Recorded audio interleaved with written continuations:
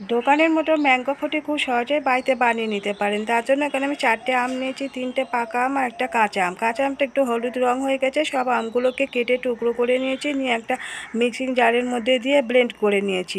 এখন এই ব্লেন্ড করা আমটাকে আবার একটা কড়াইয়ের মধ্যে ঢেলে দিলাম। এর মধ্যে দিয়ে দিচ্ছি কিছুটা চিনি, আর চিনিটা দিয়ে ভালো করে পেস্ট করে নিয়েছি। নিয়ে আমের পিউরিটাকে এখন কড়াইয়ের মধ্যে ঢেলে নিয়েছি। এবার যে জারটার মধ্যে আমি আমটা বেটেছিলাম ওই জারটা ধুয়ে কিছুটা জল দিয়ে দিলাম। 2 কাপ জল দিয়েছি, দিয়ে আবার ধুয়ে নিয়ে এখন এই আমের মিশ্রণটাকে কড়াইয়ের মধ্যে ঢেলে নিয়ে খানিকক্ষণ গ্যাসে জাল করে নেব। 10 মিনিট মতন ফুটিয়ে ঘন করে নিতে হবে।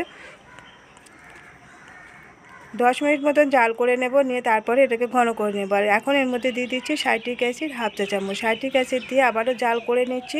সাইট্রিক অ্যাসিড হাতের কাছে না থাকলে সেক্ষেত্রে লেবুর রস দিতে হবে, পাতি লেবুর রস দিয়ে ভালো করে ফুটিয়ে ঘন করে নিয়ে ছেঁকে নিয়েছি। নিয়ে ঠান্ডা করে এটাকে বোতলে ভরে রেখে দিতে হবে, দিয়ে এটা ফ্রিজে রেখে দিতে হবে। খাওয়ার সময় অল্প একটু জল মিশিয়ে খেতে হবে।